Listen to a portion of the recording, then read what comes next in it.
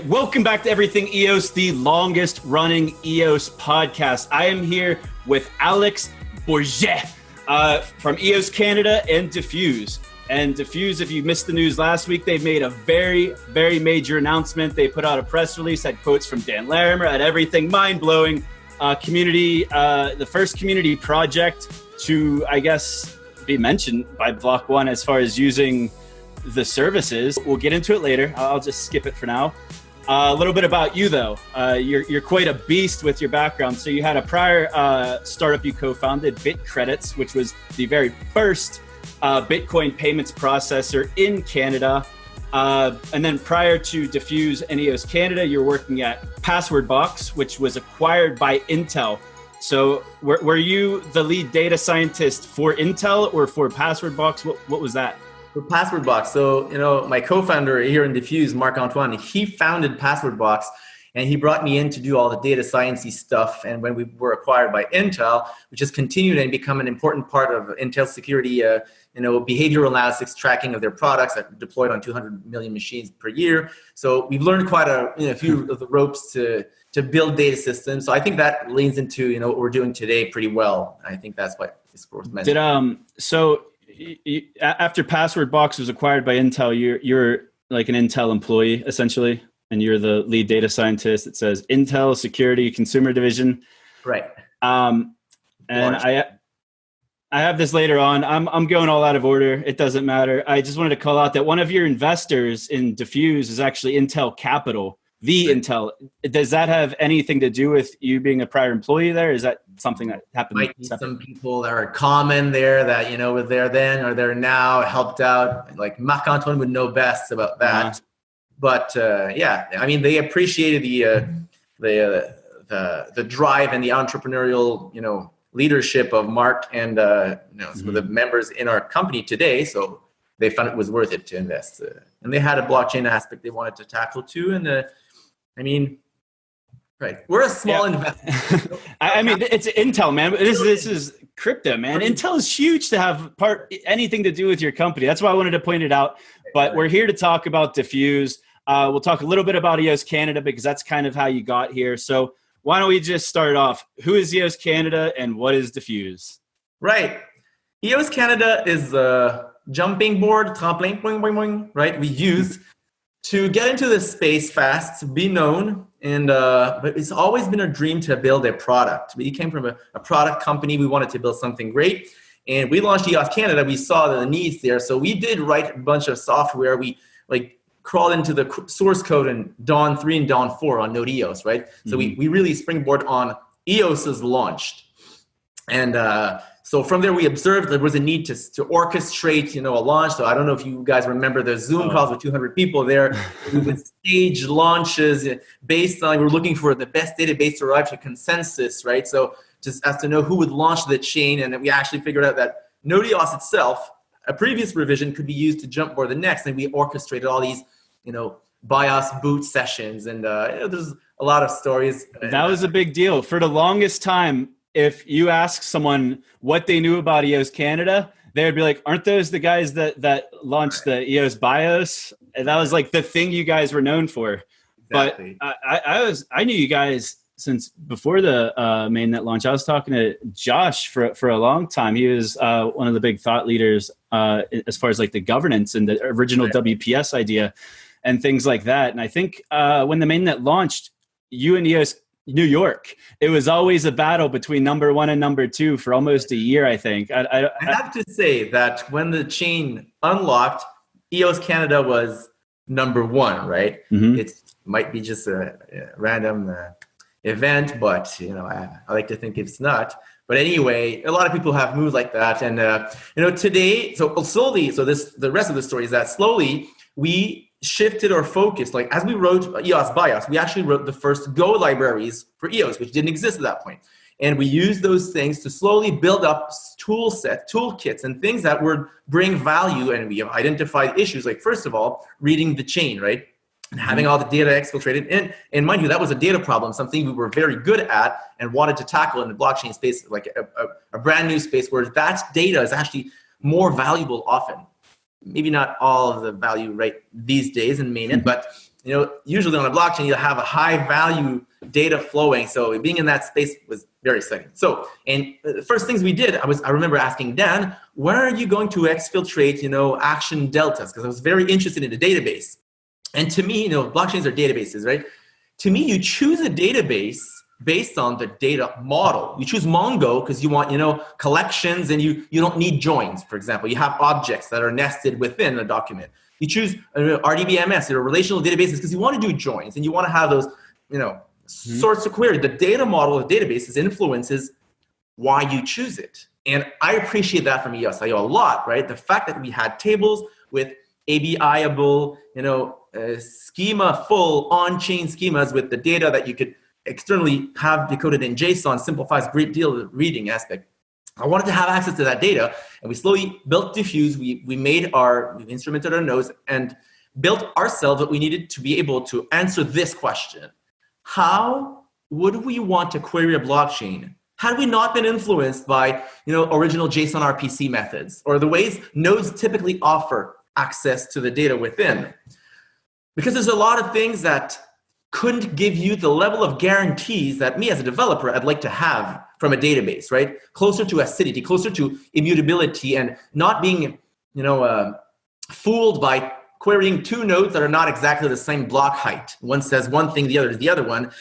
I don't want to have to deal with that. I want my code to be simple as a developer, and I think that brings a lot of value. Maybe that's what's recognized today in this latest play we're seeing, play out for us.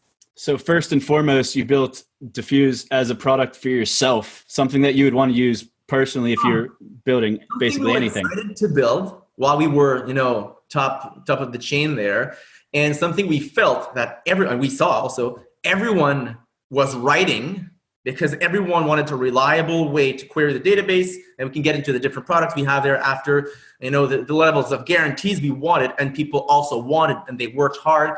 So really Diffuses replaces the read stack every company using a blockchain needs. And that's true for EOS, but it's also true for Ethereum and other chains we can see cropping up these days, because the protocol teams, they're really working hard to solve scalability issue. And the scalability issue is write throughput, WRITE, so writing throughput. But that doesn't leave much space for reading, right? If you're concentrating all your effort to put as much data that you can on a setup of master to master replicated nodes, that's what we have today. Mm-hmm. Then you have those nodes you need to query also. We figure that doesn't work. Like that's not how people will consume data from blockchains in the future. It doesn't make sense because the nodes, I often give that example, they cannot keep 31 terabytes of stuff in RAM, right? To be able to query the history all. So it doesn't make sense the node does that. So and then we'll link into other questions. I'm getting ahead of myself here, but the core design principle we brought there was that we exfiltrate the data as fast as possible, bring it into systems that would allow us to consume the different facets of information, the tables, the transaction, the history, what happens here and there, and then into systems that would optimize for that and scale well for those purposes and give higher guarantees because would give API-wise better semantics. Does that make sense? It does. I'm just trying to wrap my mind around timeframes because I didn't research that piece before this call. When did you start working on it? Was it prior to the mainnet launch, after the mainnet launch? And then when did you release like the first usable product for a developer? Good question. So I think it's always been in germ, right? Since the EOS mainnet launch, we've built libraries that allowed us to do one thing, and then we built a search engine, and then we built the other engine. We're going to open source a fuse called FluxDB. That's the code name, FluxDB for state snapshots. And then when was that? Maybe in October of 2018, we then changed the company name. We started offering the platform as a service for mainnet. Mm-hmm. And people could subscribe at that point, and then we've increased. We went also across chains. So during the last, I would say 6-8 months, we've been working on Ethereum, bringing the same sort of radical, thinking to other chains. And now the platform, Diffuse platform, is ready to take on some new challenges. For example, the Solana guys just announced. We've been working with them. That's a new blockchain. That's another blockchain, right? Yeah, it's Okay. another blockchain. So another protocol. There's many protocols. We think the future is going to be multiple protocols. We do appreciate EOSIO a lot, and there's many things to be. I could go ramble about all the good things here and there, but the reality is there's many chains, and the vision we have for the future of blockchain. Is that okay? Am I ahead of myself right now? No, go ahead. Continue. Because I think I'm 100% in agreement here. I think interoperability and like ending maximalism is like the only way to go. So, the vision is that Diffuse is becoming the Apache Spark for blockchain data flows, right? Apache Spark is that, incredible tool that allows you to manipulate data in such and such a way. And we see Diffuse with this radical approach to taking data out of blockchains, building a nice, fully and complete model of the data. And as we're open sourcing, we're revealing these things, right? It's a protobuf model of every piece of data that's existing in chain that we could eventually replicate another blockchain with that data. It's fully, defined. And then some streaming machinery that are then multi-protocol aware. So imagine if you have the best data model for EOSIO chains, the best data model for Ethereum, which I think that's what we have today, and then Solana, another chain, and then you can have processes that are listening to different chains, taking their data, fusing that, building higher order services, because you have the basic, streaming tool chain, the least latency on each protocol, right? So that you can build your trading engine that look at the settlement of your transaction from this chain to that chain, and you take all these decisions. It's about data, right? It's a lot of data. A blockchain has a lot of data, and Diffuse helps you sift through it. So without Diffuse, let's talk EOSIO specifically, since that's my core audience. What alternatives even are there for Diffuse? Because I know projects, I heard like Karma, when they were leaving the mainnet and they had to decide between Talos and Wax, and I don't know if I'm pretty sure this is true, but they chose Wax for one main reason, because they needed Diffuse, and there's really no other good alternative without maybe building something yourself, and it's probably very incomplete compared to that's Diffuse. why we're open sourcing. Part of that is to empower everyone to build with great tools so that the whole ecosystem grows. The boats rise with the tide, whatever the statement is. What is it? All ships all boats rise. a rising tide raises all ships. Something, whatever. You're good. So, some of the things that we work hard to deliver are those sort of guarantees. Let's take an example. If you want to query an EOS table, let's say the voters table, there's a lot of voters, 1 million voters, more than that. If you want to query it, when you're querying the node, you get 1,000 rows, right, max. Mm-hmm. And then you need to paginate, get the next 1,000 rows, and then another 1,000 rows, right? Mm-hmm. But by the time you reach like the 5th page, maybe someone modified the first row. And then how do you know? Maybe there's a transfer from here to there. You don't get a consistent view. And you can't expect the node itself to keep a consistent view of all the blocks forever, right? Mm-hmm. So we built for that a dedicated custom solution. That's the thing called FluxDB that allows you to get consistent views of tables and return that at a particular block ID. And we've designed the whole platform to always be aware of all forks and keep them, so that if you were left off in some random fork that doesn't exist anymore, you're at least always able to understand what you need to do to get back to the canonical chain, right? So in any case, all the system's been designed fork-aware throughout, but that particular problem is that we can then query the state of a table in a consistent way. And you're going to download 500 megs maybe, but you're sure that you're not going to see anything moving while you're querying it. And then you're going to get the reply saying it's at this particular block ID, a hash, right? Not a block num that you're not sure what happens next. And then you can get streaming deltas. So that's the sort of reliability that if you don't have it, what happens is this. What happens is what the folks on Ethereum have done when they told us when we rolled out to Ethereum, is that they need to query one node, another node, repeat, and then because oftentimes you query load balance nodes, right? And you're not even sure who you're querying. So when you're querying for one table, are you sure on which block ID you are? You're not. So you're going to retry. This incurs latency, lost communication. It's very difficult. And otherwise, what you need to do, well, you need to build some sort of database that abstracts and gives you that consistency.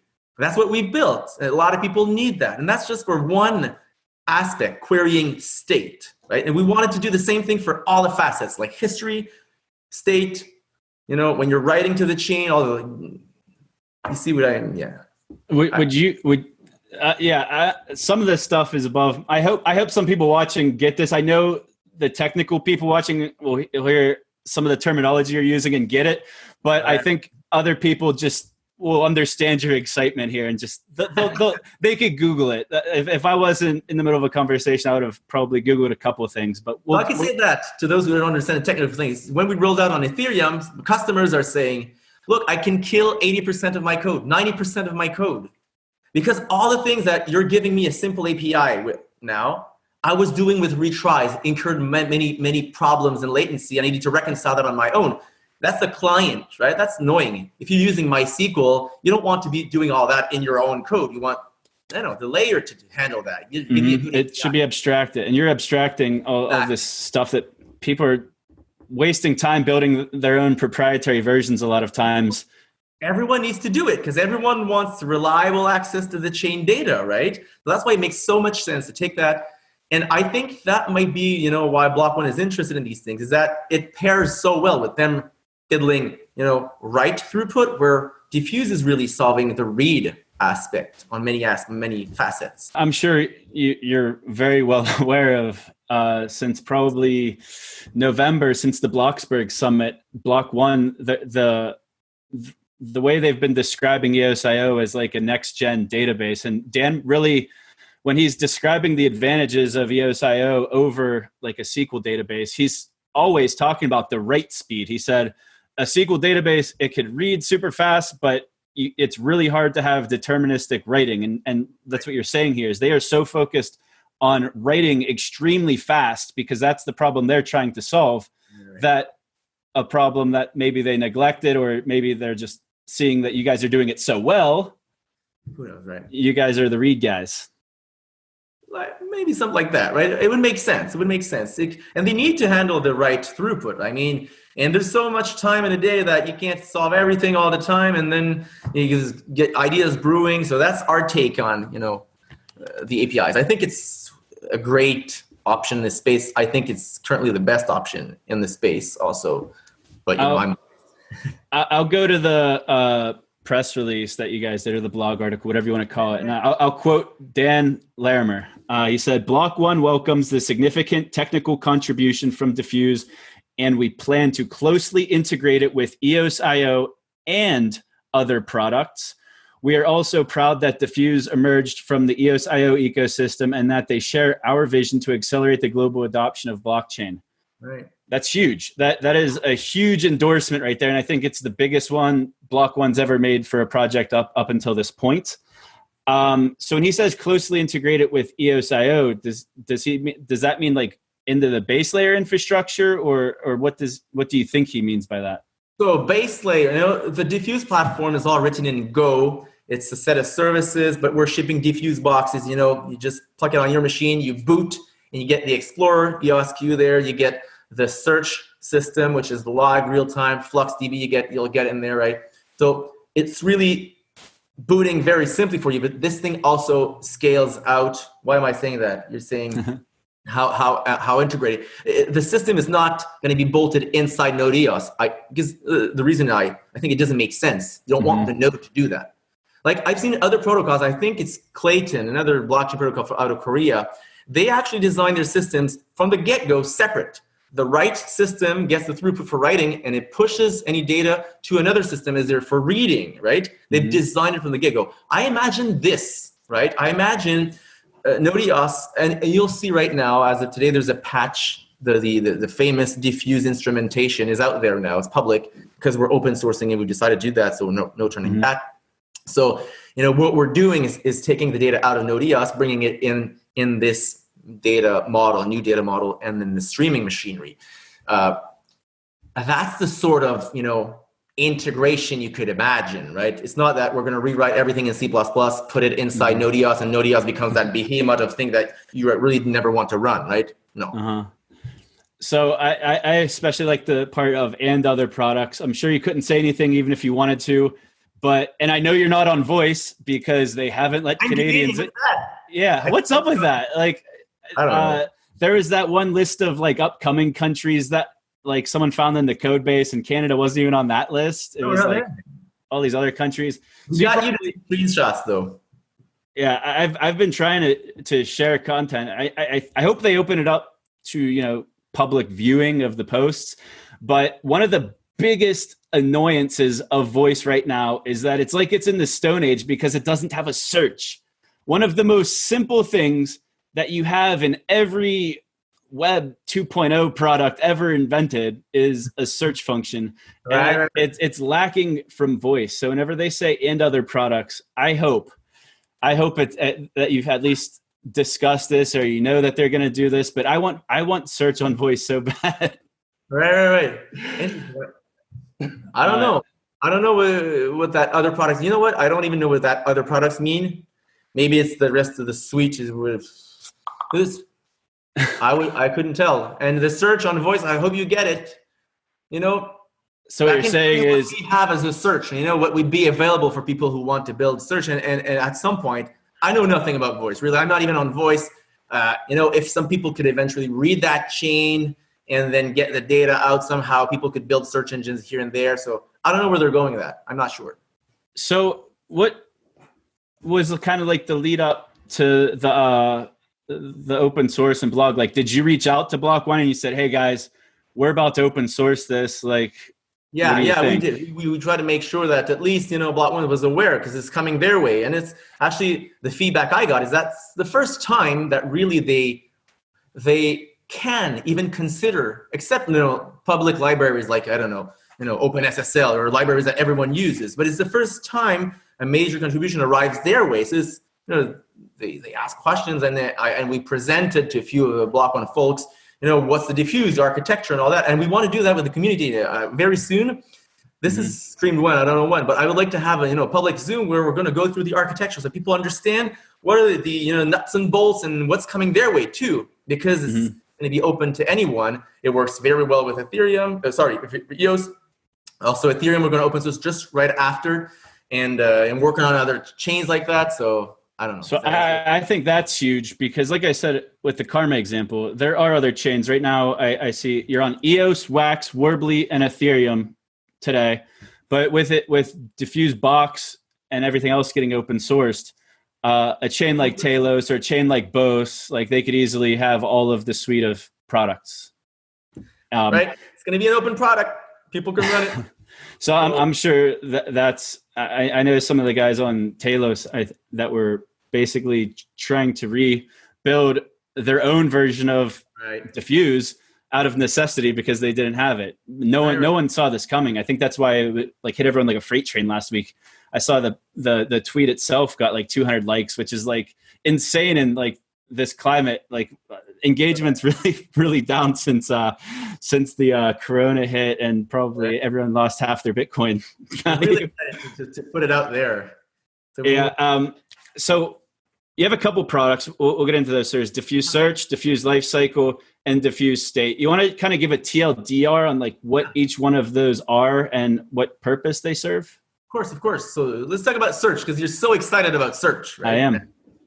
So let me point that out. You're on, not you, but Diffuse is used on basically every block explorer, and it's almost like a necessity on it. And I don't think like on Blocks.io, for example, whenever you start typing in an account name, how it auto completes it, that's all possible specifically because of Diffuse Search, correct? Right. I don't know how he built it. I know Saeed, so from Blocks, he uses Diffuse there. A lot of people use Diffuse. Like most major projects that want reliable access at least have a Diffuse option, but now we're open sourcing. We've seen a lot of people opening up, say, okay, maybe I can make that my primary because there was concern maybe at some point that, being closed source, can I always rely but I mean, name the projects. They probably have either tried or heard or deployed it here, like in America, but also a lot in China.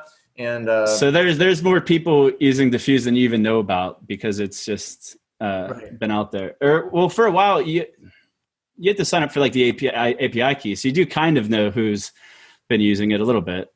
Yeah. You have a bunch of projects. I don't need to name anyone, but yeah, we don't get name. I'll stop distracting everyone here. I'm like off the rails. So diffuse search, we're starting there. Right. So diffuse search came about because one of the first thing that happens that when a transaction is sent to the chain. Okay, let me posit things this way. The transaction in a blockchain is the intent, right? It's like, please, add 1 to my row, like an update statement in MySQL equivalent. It's the intent. But what really happens when it's executed could be very different from what you think happens. Like you'd say intent, withdraw my money, but you don't tell the amount. So what happens is that once it's executed, you get a boatload of data called the traces of execution, right? And it's what actually happened. This is actually the ledger. Because if you say withdraw, you're withdrawing $1 million or $5. The reality is that thing, which is a side effect of the intent being withdraw, please. But now when you get into the nuts and bolts, and Node.js at the beginning did not, it provided a few tools like the history tools, but clearly not, designed. It was all in RAM.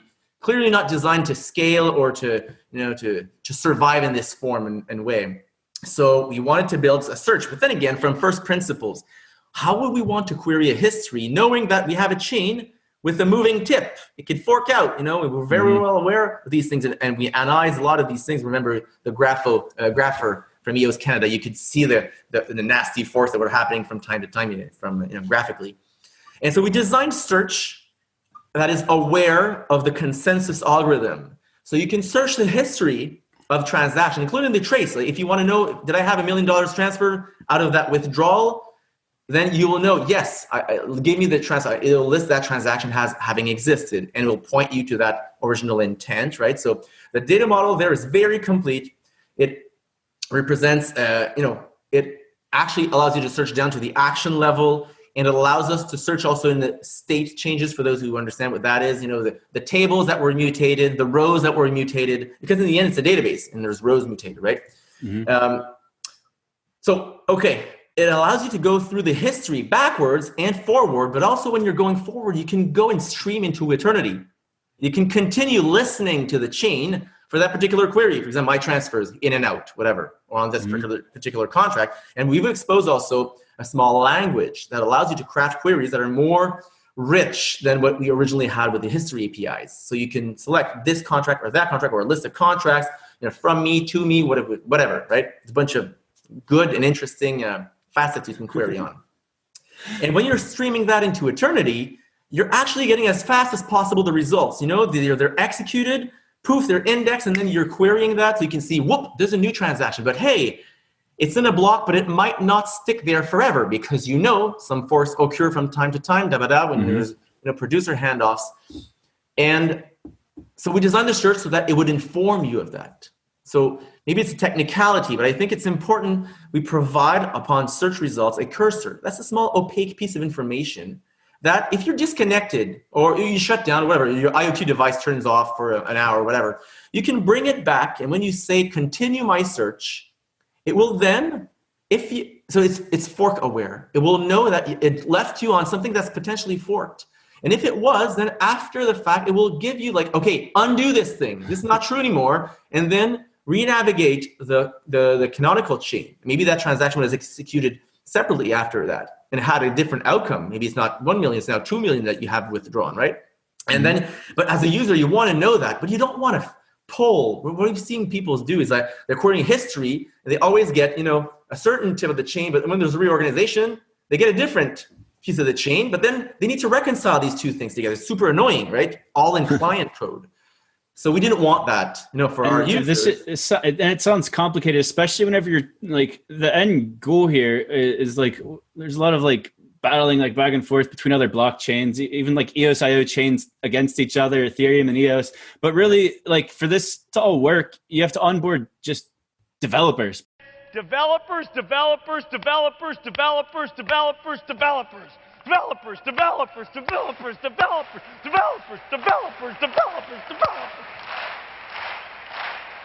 Yes!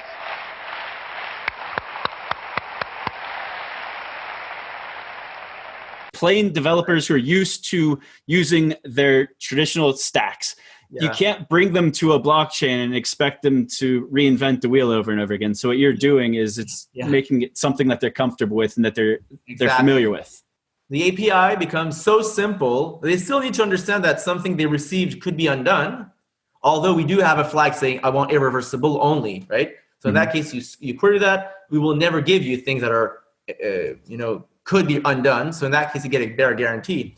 But people, they already need to learn that this exists, right? When they're used to MySQL or whatever other database as transactional. And if you ask them to even do all the retry themselves, it's crazy. So we made it as simple as possible, but by keeping, that's important, keeping the speed. Like if you really want to be on the edge and know if the moment something happened, then you can have that speed all streaming through. But then you must be aware that it might get reverted. But if you want to have lower guarantees, right? Maybe you're ready to wait a few seconds because you want to have less of these events that undo. Well, then you can ask the API to do that. And then you get this sort of level of guarantees without compromising on the speed and the throughput the chain can offer. So also in the design principle, let's bring about the best that the underlying chain protocol can provide, make sure that the data API we offer never shuns on it, never impedes it in any way, right? Makes it shine. I think that's why people like diffuse, right? Because it brings the power of the chain underneath in an easy way, finally. I remember Rob Finch, when for EOS name service, I guess he wasn't using, or his contractors weren't using diffuse right away. And then at some point they must have talked to you guys and got started. He's like, what the heck was I doing it the old way for? He's like, this cut the development time I'm paying for by 2/3. Right. Because it just made it so much easier I don't even know what he was even doing for EOS name service, but I remember distinctly whenever that happened, he's like, why weren't we doing this originally? It's just right. But there's a few things that also we've had, we're open sourcing now as part of the patch we have in Node.js, which is going into core. And the diffuse platform allows you to do that didn't exist elsewhere. For example, to query the deferred transaction. That was literally not available anywhere. But the diffuse stream would bring you a small streaming, and you want to know the state of that transaction. That's the life cycle. Maybe we're getting a little ahead there. But the life cycle endpoint allowed us to give one streaming endpoint telling you, whoop, that transaction has been created, but it's deferred. Here's the content. It's in this block. If this block gets undone, maybe that disappears and it's not executed, never. But then, there's another block that executes it, or another transaction that cancels it, all that life cycle. I think that's the problem you guys solved with EOS name service. They found there was a vulnerability with deferred transactions where they could basically, imagine I sold you my account on EOS name service, but I had a deferred transaction that was going to switch your keys after I sold it to you. Exactly. And I think diffuse and even we didn't really talk about it, but I don't even know how you guys call it. I call it EOSQ, but you guys have the highest precision block explorer. It's the only block explorer that you could ever see the deferred transactions on. You could go into very, very high, very detail, a lot of detail on your transactions. Data model, the diffuse that we set out to provide developers, because we thought,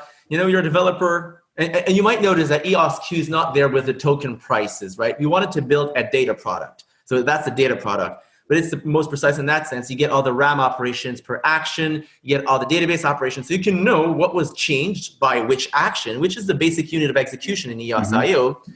And we didn't want to compromise on that. That's why we went straight down to the source and instrumented that, because that's the level of data we wanted to bring people.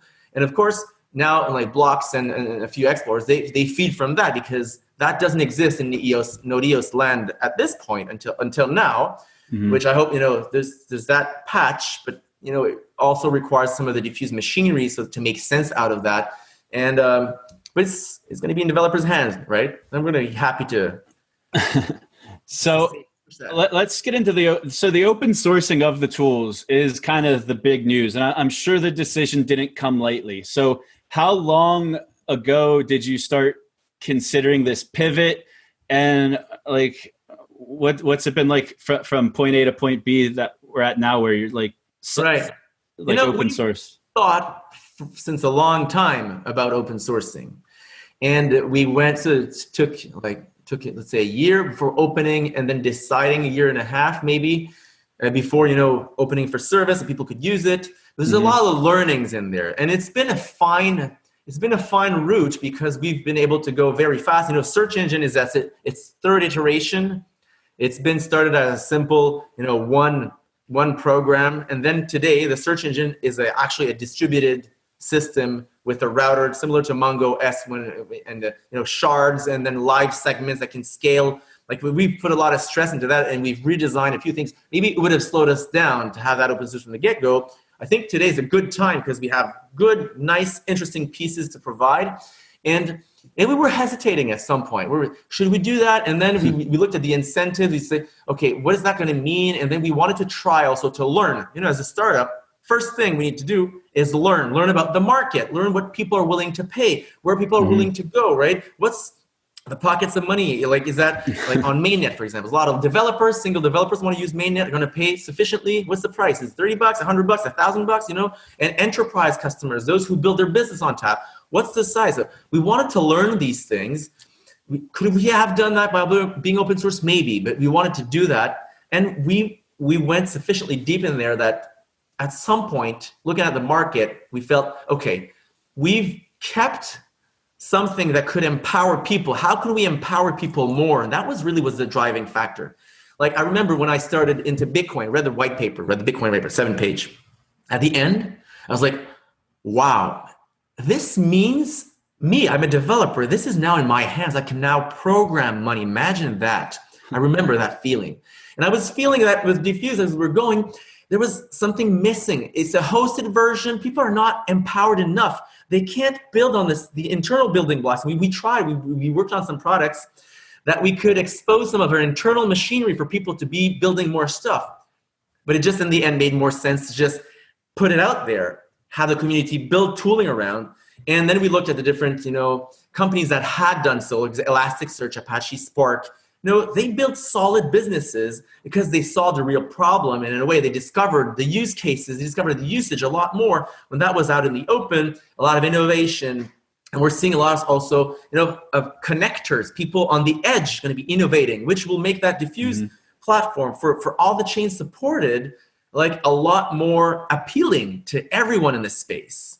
And I don't know, I can go and maybe. So as an open source software now, I think I know the answer, but you guys are happy to take pull requests at this point? Well, the code is not open fully yet. So what we want to do is build a great onboarding experience. So in the next week or so, we're going to start sending a few cherished, EOCians there, the diffuse box, the binary version, so that you can try it, have a good experience. Just like when you boot Elasticsearch, right? Elastic, poof, and you see, wow. So we want to give them that experience. Then everything that's in there, we want open source, but we need to just rename repos. Everything is EOS Canada. We need to move that. Put the licensing, lawyers thing. We want to build a solid business out of that, right? We want this project, this company to become Apache Spark-like. So there's some things we need to do, agreements for developer. I don't know how that's going to go, but licensing decisions, put the cleanup, a general cleanup. So deprecation notices, beware, this is going to be refactored. So what is open source today? And today's date we're recording this is March 24th. Nice. So what's open source and available today? And when could people expect the entire rollout to be open sourced? Right. So I can't promise timelines, but our goal is to do that within the month of April, have at least the EOS.io stuff being out in the open. We'd like to ship the dfuse box as a binary, not with the source code right away, but fast, in 1, 2, 3 weeks max, something like that. And what's open source right now? One thing I've realized, because we've been showing some of the people at Block.one, for example, we're interested in knowing what's coming their way. And there's a lot of things that we already open source. One thing, namely, is Pitreos. And some people didn't know that. So first of all, the EOS Go library is the library of reference I see today for interacting with EOS in Go. And I've seen also plenty of people, even at Block.one, using EOS-C, or a command line tool which replaces Kleos, which has a bunch of facilities people can contribute. I think it's easier for people to jump in when it's in Go. So, that's already open source. EOS Go, some people are using that for their own projects. And then Pitreos, people don't know that, but this is you call it Pitreos, it's an ugly name, but it's point-in-time recovery for EOS. And we use that all the time to snapshot the state of the database plus the blocks log. And that came about like quite early in the company.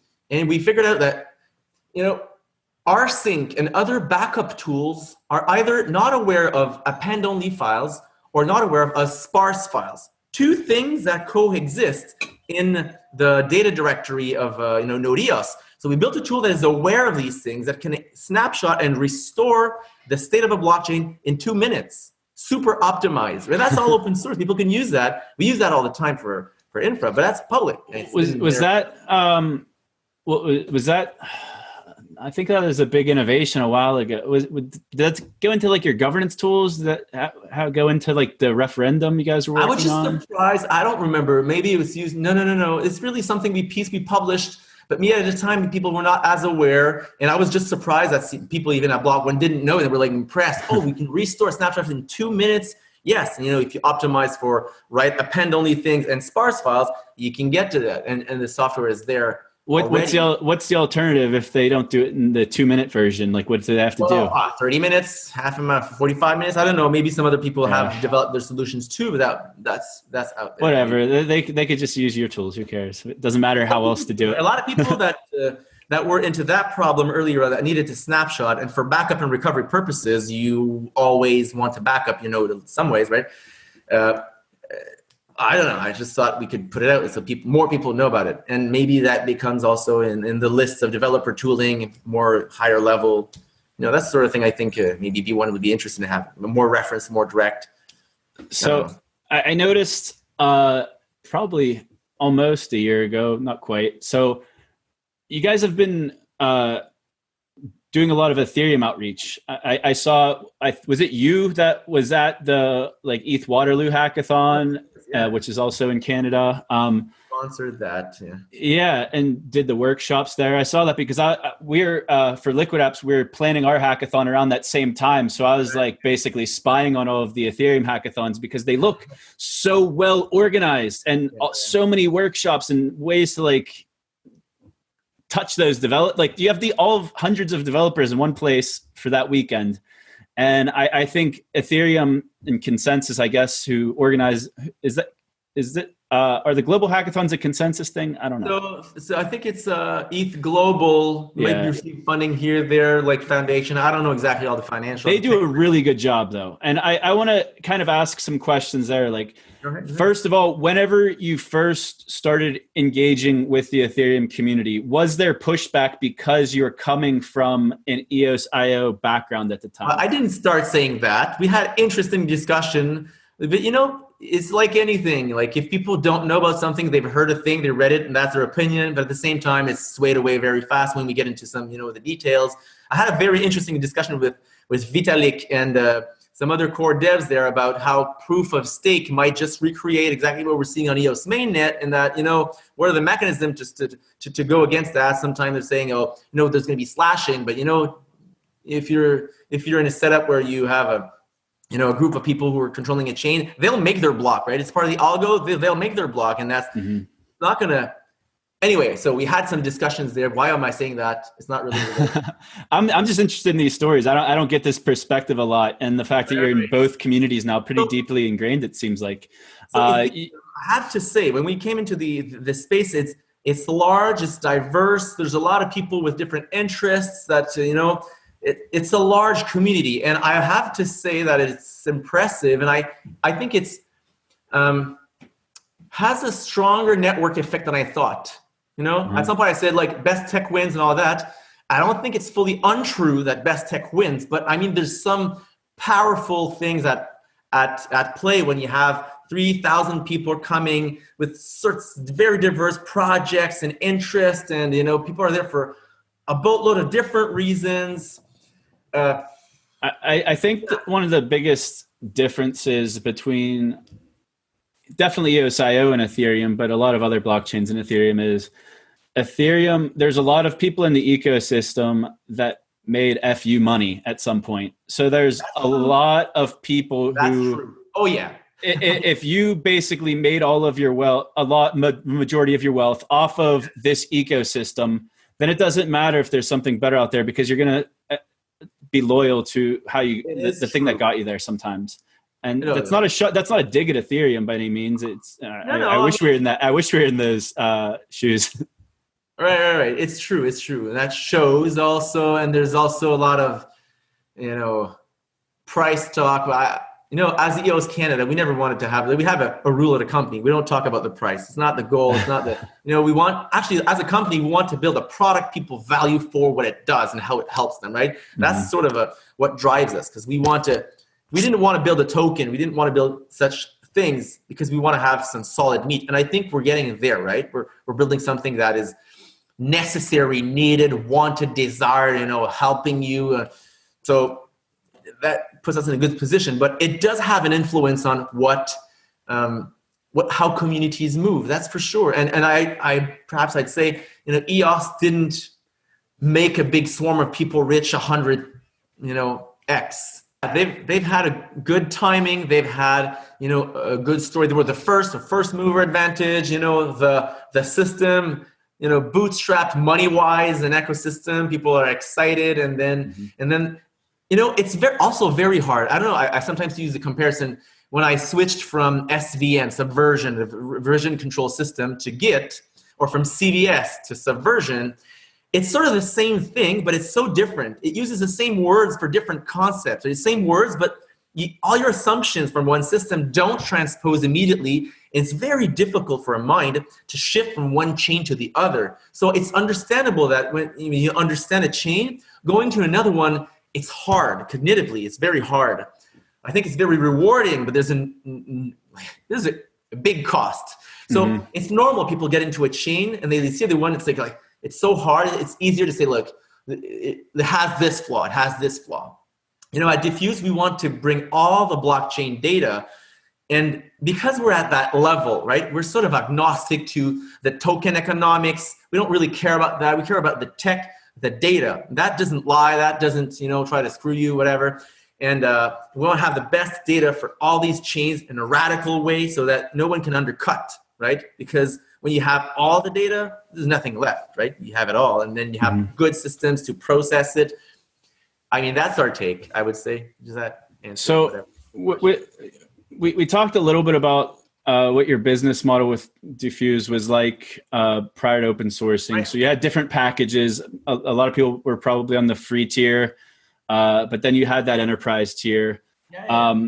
With everything being open sourced, how does that affect your business model, and how does dfuse grow into this giant enterprise that you envision it to be? Right. So yeah, we do have customers on all these tiers, and we're still figuring out. I'm not saying we're going to change pricing right now, but we're still figuring out the best way for such machinery, such services to be priced. The whole ecosystem is learning at this point. I'm thinking about the Infiras of this world for consensus. Figuring out the model. So that's still ongoing. Something that's very helpful for us is all these on-demand networks. People running private chains, private networks, test nets, and all these things. I mean, this is something people appreciate, having the dfuse platform around, plus and managed nodes and all that. So that's been very useful, successful of ours. And the other things, how we grow the business from there. I mean, it's not complicated. Like, we've analyzed Elastic or Apache Spark. These guys have taken the tech, or even HashiCorp, another nice company, right? Open source. I don't know what they raised another thing, a crazy valuation there. But they've open sourced their core tech always. Maybe they've kept a few things that are like for enterprise, obviously enterprise, single sign-on sort of thing, right? And then these were as a service, and they had those people who need support, who need SLAs, who need guarantees, because their business depends on it, and they want open source, but they want a company, and they're happy to go to those people who are the builders of that, and that sometimes instills the trust. And that's what happened with Apache Spark, Elasticsearch, right? Their larger customers are paying for their smaller customers, and the experience is good for everyone. But no, we see that easily, and especially in blockchain space where it's always mission critical. You don't have a blockchain for non-mission critical things like you'd have a MySQL database or Elasticsearch cluster sometimes for your dolls or whatever, collection of books.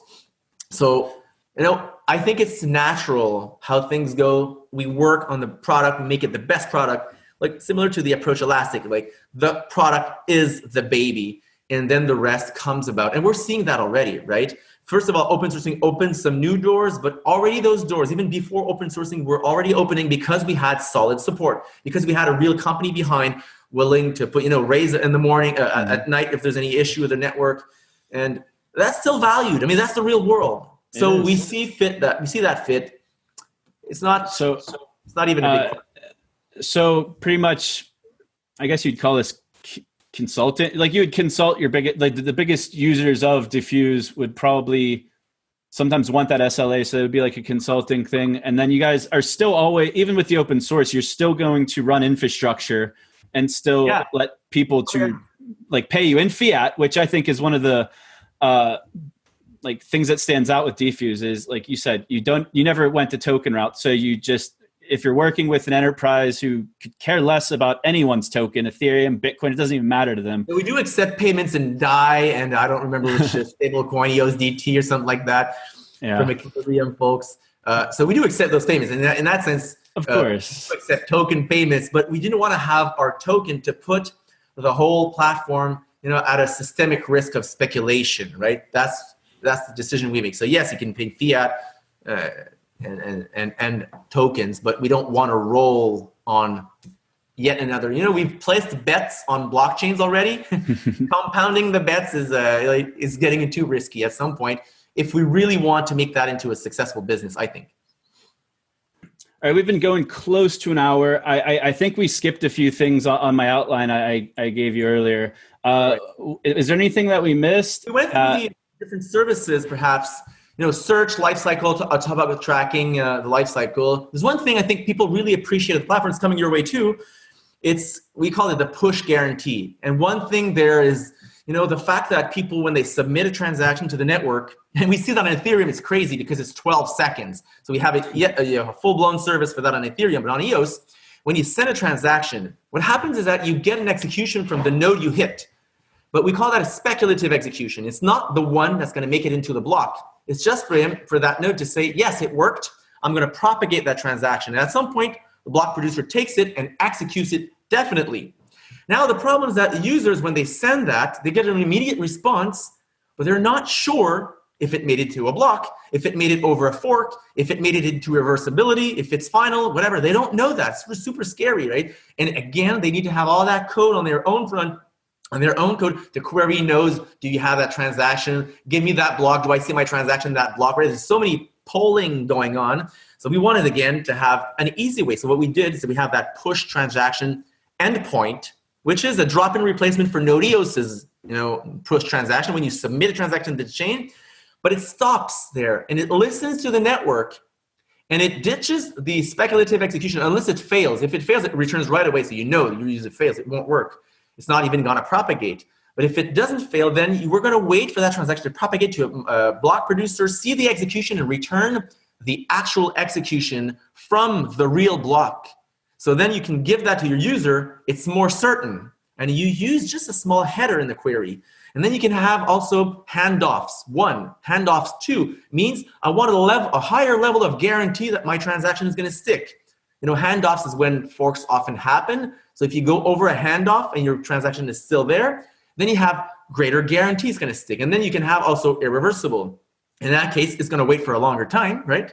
Like 2 minutes, but it's going to return to you, your user, only when it's irreversible. So you get that guarantee. That plus the streaming transaction lifecycle allows users to build web UIs with just hook in a small piece of code and it reacts to what's happening on the chain, right? Without them polling, doing all sorts of crazy things. A simple API hooked directly to a web widget so your users feel comfortable, right? On Ethereum, it's crazy because you send a transaction.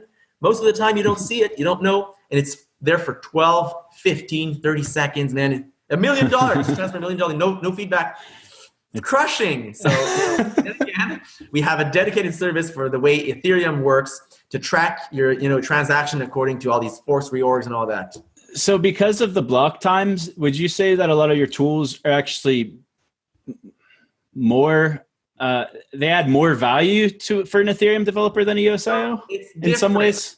It's different. The way Ethereum lays out its state is more opaque, so people want to execute code. And B1 might be working on some of these things, right? To have an abstraction where you have read function. I think they have that in their proposals somewhere. But their state is pretty opaque. Whereas, as I said earlier, when you're querying the voters table, you're happy to see voter, you have the user, you have the balance and all that. It's very, let's say, transparent and readable.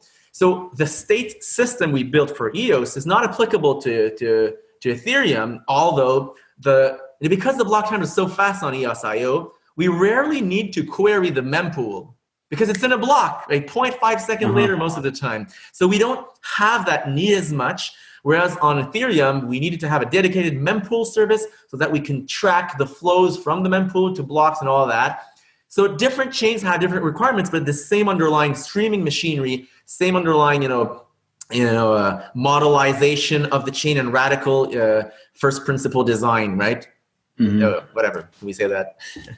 So anyone who made it this far, they're going to get some nuggets here, hopefully. You just brought up Block.one again.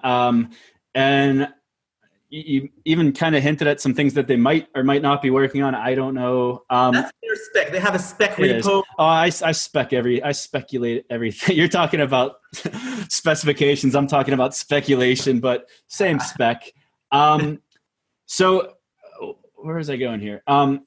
There's been a lot of discussion so they rolled out the EOS VC grants, and then there was this thing that said in the fine print, if you've been a block producer in the last 6 months, we can't fund you, and that caused some controversy. Bloomer came out and said spin up a second company. So you guys spun up a second company a long time ago. So you were dfuse in Canada. The structure and the not structure. Let's say it probably has slowed down the potential collaboration in the past years, right? The fact that we were a block producer, that might be changing a little bit. They settled with the SEC. Maybe this is a small change. I don't know if they said that quote, maybe, I don't know, does that mean anything? I don't know. We could speculate, but maybe since the SEC settled, that means some new, I don't know, way. It's weird. And some of the people that work there will even admit that it's weird. I think as part of their job interviews, they'll ask the people if they've ever been a block producer. It's what's it matter? All of the top talent in this ecosystem, as far as tech talent, has all been a block producer. There's very, very few. Nathan James is one of the last holdouts, and Scatter has a block producer. So I don't know many people that wouldn't fit that. I think, would you be able to say that they're more open to collaboration than they've ever been since you've been part of the ecosystem? So from my perspective, I get that feeling, right? So how will that be concrete? We'll see. But I get that feeling that there's a certain more opening. And just by the fact that they're now taking a look, at that dfuse thing that came about. Now, to their defense, maybe to our defense, maybe we should have presented that more clearly to Block.one employees sooner. But then again, I don't know, whatever. Things happen. It is the way it is. So how do people get a hold of you personally and dfuse if they want to use your services? Right. The best way, we have a Telegram support channel. If you go to Telegram, our website, dfuse.io, and then the Telegram, there's a lot of help. Most of the engineers are on there. We can help out. Now, the fact that we're open sourcing will change dynamics, I guess, a little bit because we're going to be helping out also the core developers, people who want to contribute to the code, not just use the API. So that's going to open a new facet, and we're going to be super happy to have all you guys interested in having an awesome solution for both history, state, reliable querying. And I didn't mention one thing, I'm just skewing that in, that we've designed all the system to be highly available. Oh yeah, let me pitch that in though. Whoa. Go ahead, pitch it all. This is it. This is the time to do it. I mean, I think it's a distinguisher from what we have out there. We've designed all the systems to be highly available. That means you'll run 2-3 nodes, potentially different regions, seeing different forks, but all these things get accumulated in what we call the platform, the dfuse platform view of the world. And so it's built for, enterprise. It's built for SLAs with us sleeping at night, right? And also one thing I want to say is that we've designed all of that with the learnings we have from previous companies in terms of data agility. We designed all of that to be always parallelized in reprocessing, so we can process the whole mainnet either by re-indexing search or re-executing all transactions ever. And our goal is 1 hour, right? So right now we can reprocess the chain, the whole chain, in a matter of 1 or 2 hours. And that's all components we built with this in mind, so that we can always, if anything breaks, come back on our feet in a matter of seconds, minutes, rather than hours or days. We've seen some competitor in EOS and Ethereum land down for 3 weeks saying, well, we need to reprocess from Genesis. Never. We want to have, this situation come about us. We've designed things so that this does never need to happen. Not that we never process from Genesis. If there's a need, we'll do it linearly, but not in the midst of, operations. So we, for a customer, we recently processed, 110 million blocks. It took 20 minutes, right? And then we gave them, so some of the interesting customers in this space, we could say. So, okay, why was I saying that? There's that, and then we're going to open source that, and Diffuse box is going to be in your hands very soon. So come to the Telegram channel, and if you're interested, poke us. Maybe we could give you the drop. We'll have a drop for Mac and Linux, and then you can start it, see EOSQ there, the GraphQL endpoint with subscriptions, the WebSocket, the push transaction, the full-blown Explorer for your testnet, you run on your laptop, and eventually this, you can run on larger servers, and you can deploy. All of the app is Kubernetes native somehow, gRPC, protobuf, written in Go. It's going to be an amazing ride. For all these, we're going to be contributing to that, because it's going to be to the moon for all chains. It's a great opportunity to learn also about many protocols, things that are similar, dissimilar. Okay. It's exciting, man. So I know if Josh was on. Josh was on here a little over a year ago, or less than a year ago. I don't know when Josh was on here. We talked about WPS, so it was like right after mainnet launch, and I know he would know how to close out the show, but I don't know if you know how we close out this show. Ooh, yeah. I don't. I'm sorry. All right, so we're just gonna. All right, let me. I stand up. All right, it's what are we doing? You're doing your own close. No. I'm gonna ask Josh right now.